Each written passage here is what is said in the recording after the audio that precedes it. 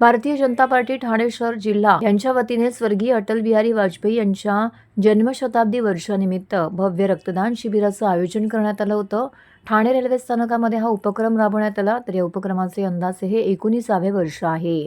या कार्यक्रमाचे आयोजन भारतीय जनता पार्टीचे ठाणे शहर ज्येष्ठ नगरसेवक त्याचबरोबर जिल्हाध्यक्ष संजय वागुले तसेच महिला मोर्चाच्या अध्यक्षा वृषाली वागुले यांच्या वतीने करण्यात आलं होतं। रक्तदान हेच जीवनदान, रक्तदान हे श्रेष्ठ दान या उक्तीला अनुसरून या ठिकाणी हे रक्तदान शिबिर राबवण्यात आलं। अनेक नागरिकांनी यामध्ये सहभागी होऊन रक्तदान केले।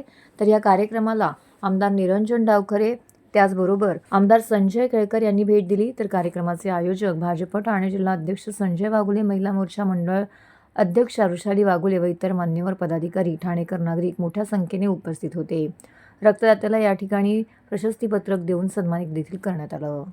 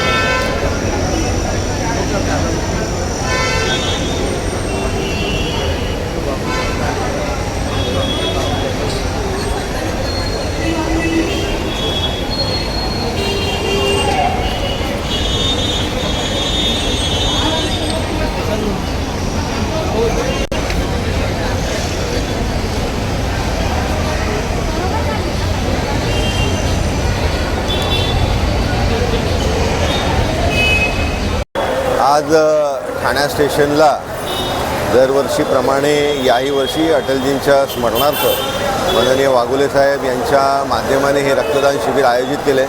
सातत्याने गेले 19 वर्ष हे रक्तदान शिबिर या इकडेच होत आहे आणि आपण बघतो की फार मोठ्या प्रमाणात या इकडे ठाणेकर या रक्तदान शिबिराला प्रतिसाद देतात आणि खऱ्या अर्थाने हा जो पिरियड आहे, कारण डिसेंबरमध्ये ज्यावेळेस आपण रक्तदान करतो त्याचा खऱ्या अर्थाने उपयोग या 2-3 महिन्यामध्ये ज्यावेळेस रक्ताचा शॉर्टफॉल असतो या पिरियडमध्ये त्यावेळेस होत असतो आणि त्याच्यामुळे अतिशय स्तुत्य उपक्रम हा त्यांच्या माध्यमाने सातत्याने सुरू आहे। भारतीय जनता पार्टी ठाणे शहर जिल्हा विश्वास सामाजिक संस्था यांच्या वतीने यंदाचं हे 19वे वर्ष आहे भव्य रक्तदान शिबिराचं। स्वर्गीय अटल बिहारी वाजपेयी यांची जन्मशताब्दी वर्ष आहे आणि त्यामुळे या 19व्या वर्षामध्ये रक्तदान शिबिराचं पदार्पण करताना एक आनंदाची गोष्ट आहे की एकाच जागी 19 वर्ष हे रक्तदान शिबिर आयोजित करण्यात येतं आणि या रक्तदान शिबिरामध्ये भारतीय जनता पार्टीचे कार्यकर्ते आहेत, नागरिक आहेत, हे रक्तदान करून या उपक्रमाला पाठिंबा देतात आणि त्यामुळे सर्व नागरिकांचं, भारतीय जनता पार्टी कार्यकर्त्यांचं या ठिकाणी मी अभिनंदन करतो, त्यांचा आभार व्यक्त करतो। एक चांगला उपक्रम ठाणे स्टेशन परिसरामध्ये हा गेली 19 वर्ष चालू आहे। तिचे ज्येष्ठ नेते, आमचे प्रेरणास्थान आदरणीय स्वर्गीय अटल बिहारी वाजपेयीजी यांच्या जन्मशताब्दी दिनानिमित्त आज संपूर्ण भारतभर विविध समाज उपयोगी कार्यक्रम राबवले जात आहेत। ठाणे शहरामध्ये स्टेशन परिसरात वागुले साहेबांच्या मार्गदर्शनाखाली गेली 18 वर्ष आपण रक्तदान शिबिर घेतोय आणि समस्त ठाणेकर असतील किंवा मुंबई उपनगरातली लोक असतील हे आवर्जून 25 डिसेंबरला आवर्जून उपस्थित राहून रक्तदान करतात। त्यांना माहिती असतं गेली 18 वर्ष रक्तदान असल्यामुळे।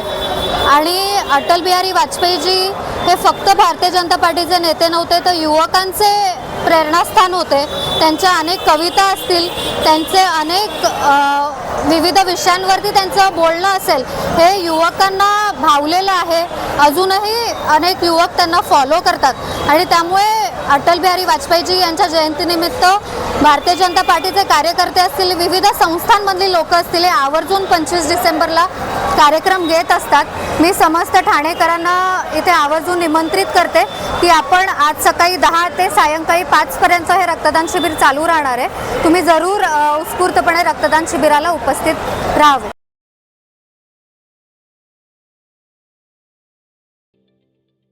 ठाणे महानगरपालिकेचे मालमत्ता कर म्हणजेच प्रॉपर्टी टॅक्स भरण्याचे आवाहन। सन 2022-23 या आर्थिक वर्षाचे मालमत्ता कराचे म्हणजेच प्रॉपर्टी टॅक्सचे बिल ठाणेकर करदात्यांना महापालिकेमार्फत आर्थिक वर्षाच्या सुरुवातीस म्हणजेच माहे एप्रिल 2022 मध्ये देण्यात आलेले आहे। तथापि अद्यापही काही करदात्यांनी मालमत्ता कर महापालिकेकडे जमा केलेला नाही। सध्या आर्थिक वर्षाचा अंतिम टप्पा सुरू झाला आहे।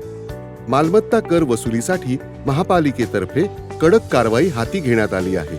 या अंतर्गत जंगम मालमत्ता, टीव्ही, फ्रीज, वाहन व इतर जप्त करणे तसेच स्थावर मालमत्ता वॉरंट बजावून जप्त करण्यात येत असून मालमत्तेचा जाहीर विक्रीद्वारे लिलाव करून कराची रक्कम वसूल करण्यात येत आहे। मालमत्तेस पाणी पुरवठा करण्यात येणारे नळ संयोजन खंडित करण्यात येत आहेत।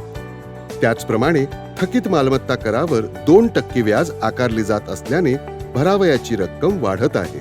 आपला मालमत्ता कर propertytax.thanecity.gov.in या लिंकद्वारे तसंच गुगल पे, फोन पे, पेटीएम याद्वारे ऑनलाईन पद्धतीने करण्याची सुविधा उपलब्ध करून दिली आहे। शनिवार, रविवार व सार्वजनिक सुट्टीच्या दिवशी नागरिकांना मालमत्ता कर भरणे सोयीचे व्हावे याकरता महापालिकेचे मालमत्ता कर संलग्न कार्यालय या दिवशी कार्यान्वित ठेवण्यात आलेले आहे। तरी मालमत्ता कर वसुलीची अप्रिय कारवाई टाळण्याच्या दृष्टिकोनातून मालमत्ता कर भरून महापालिकेस सहकार्य करावे। धन्यवाद।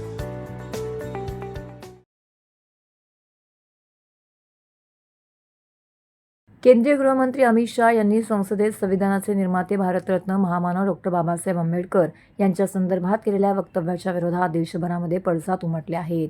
आज कोपरी भागातील आनंदनगरमधील भीमसैनिकांनी निषेध रॅली काढून आपला रोष व्यक्त केला आहे। 2000हून अधिक भीमसैनिक संविधानप्रेमी नागरिकांचा समावेश असलेल्या निषेध रॅलीची सुरुवात आनंदनगर कामगार कल्याण केंद्राच्या पटांगणातून झाली। डॉक्टर बाबासाहेब आंबेडकर चौक, बुद्धविहार मार्गे ही रॅली 12 बंगला सर्कलजवळील छत्रपती शिवाजी महाराजांच्या स्मारकापाशी आली। त्यावेळी अनेक नागरिकांनी आपल्या भावना व्यक्त करत अमित शहा यांच्या केंद्रीय गृहमंत्री पदाच्या राजीनाम्याची मागणी केली। संतापलेल्या नागरिकांनी अमित शहा यांच्या छायाचित्राचे यावेळी दहन केले। मिलिंद बनकर, पत्रकार आनंद कांबळे, प्रवीण भाऊ गायकवाड, विजय दळवी, सोनाली सरदार, निलेश खैरे, संदीप बनकर, वृषाली दळवी जाधव, भरत उबाळे, हिरा वानखेडे, योगेंद्र हाटे, महादेव बोकाडे, प्रवीण झेंडे, राहुल कांबळे, सुभाष भोसले, शरद वायदंडे, उत्तम खाडे, पत्रकार नितीन दुधसागर, रवींद्र बच्छाव, हरेश दारोळे यांच्यासह 2000हून अधिक नागरिक या रॅलीमध्ये सहभागी झाले होते।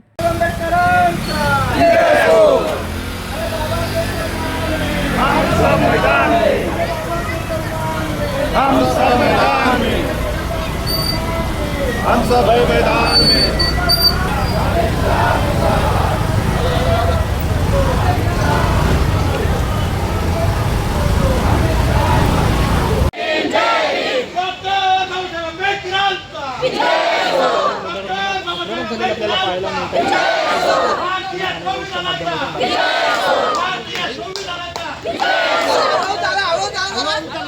आळू झाला आळू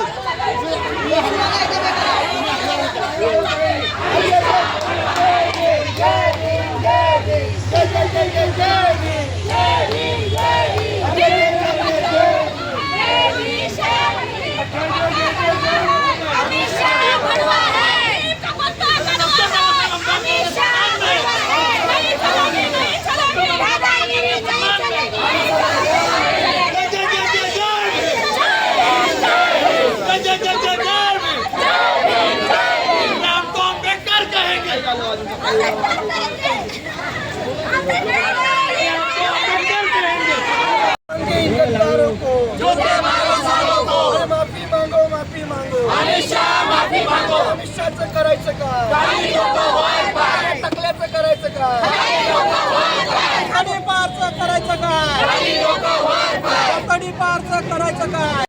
भड़वा है, नीम का पत्ता कड़वा है,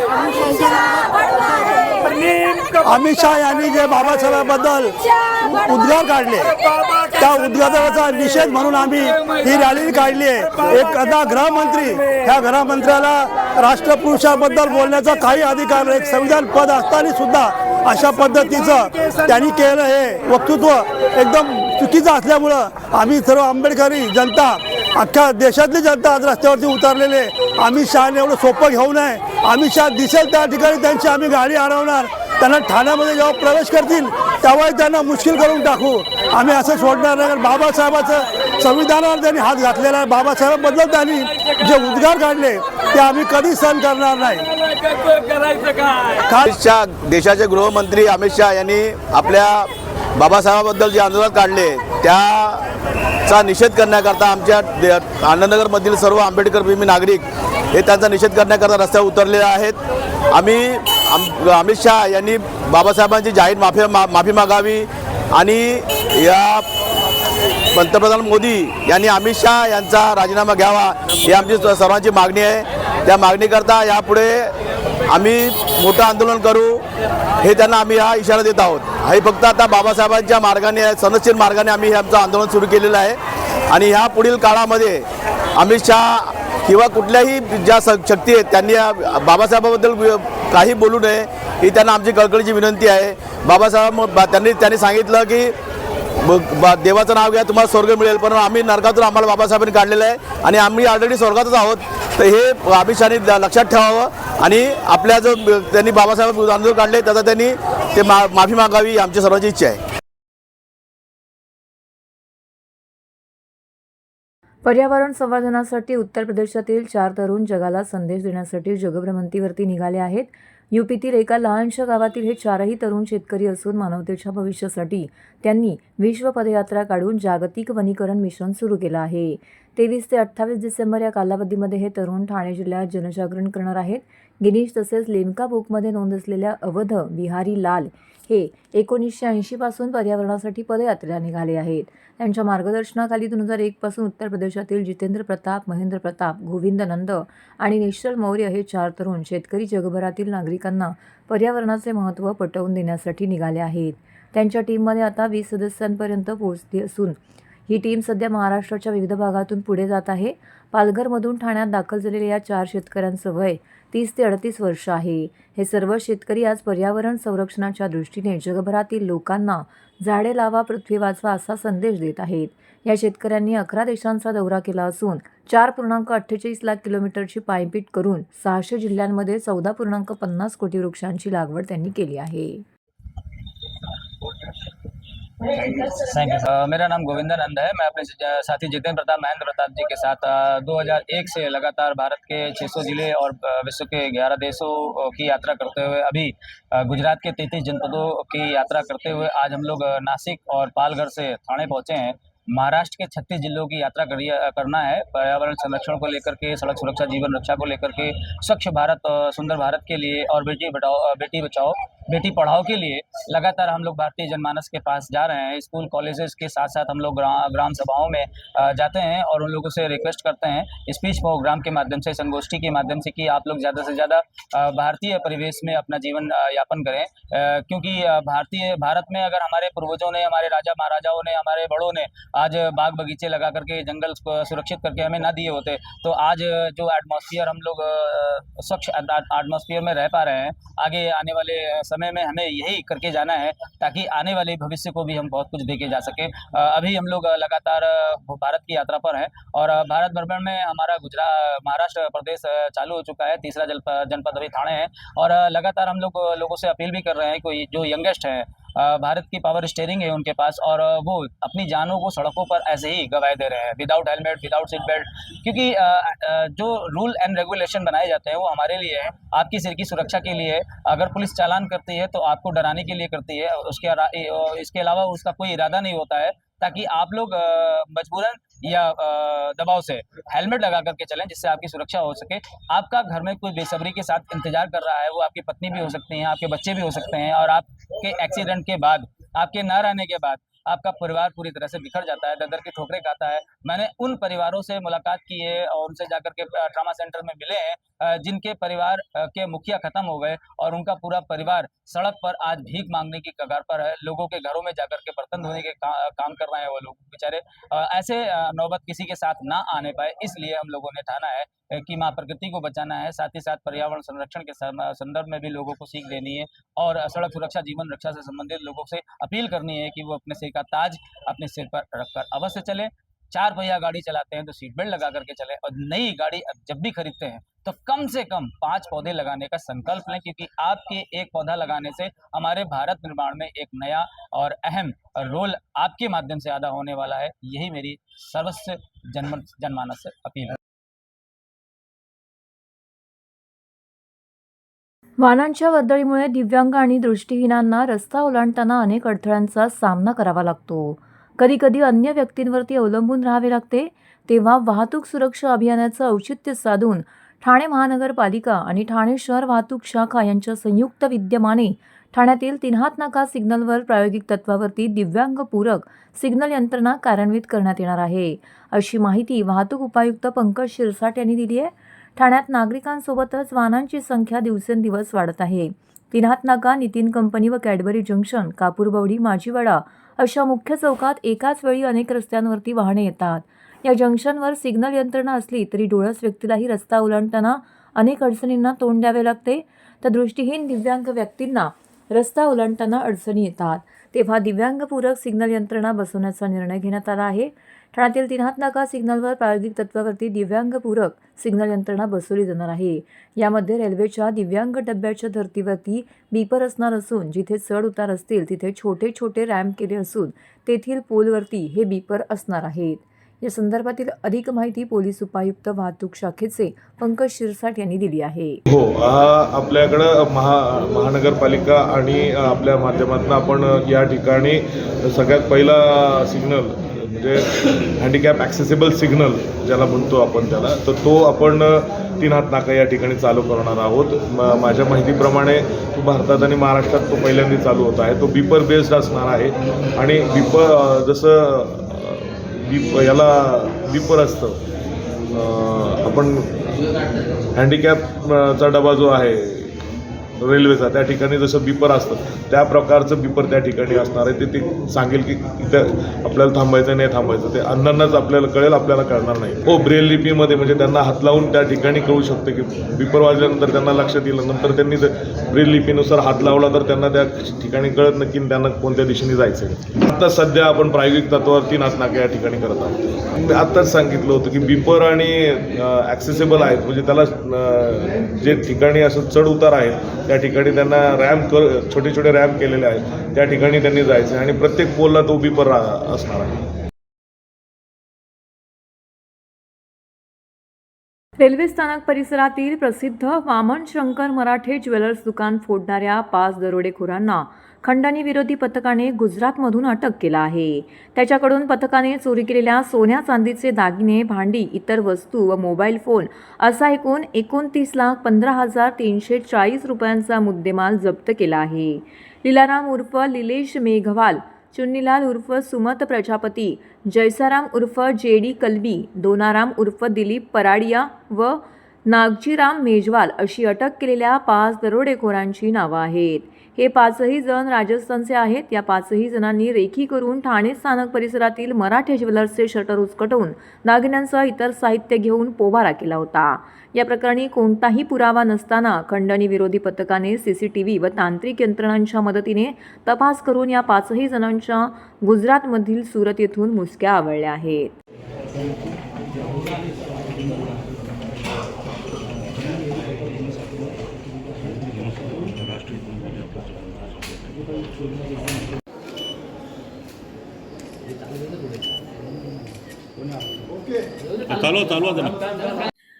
पोलीस स्टेशन नौपाड्याच्या हद्दीमध्ये 17 डिसेंबरला मराठे ज्वेलर्समध्ये घरफोडी चोरीचा प्रकार घडला होता, ज्याच्यामध्ये 28,77,000चा मुद्देमाल चोरीला गेला होता.